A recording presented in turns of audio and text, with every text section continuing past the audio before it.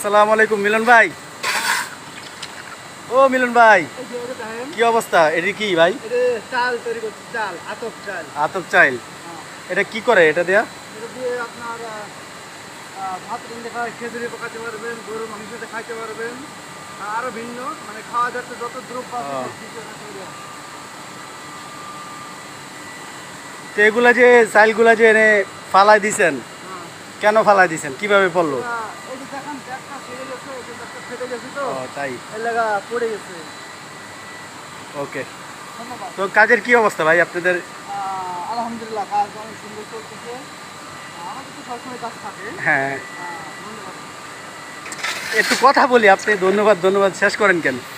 যারা নতুন আসতে চাইতেছে মালয়েশিয়া, যারা আসতে চাইতেছে তাদের ব্যাপারে কিছু বলেন। তারা কি আসলে আপনার মতো সুবিধা পাবে নাকি? এখন তো মালয়েশিয়ার অবস্থা খুবই খারাপ। জি জি। তারপরে বলতে চাই যে যাদের অভাব অনটন বেশি তারা আসুক।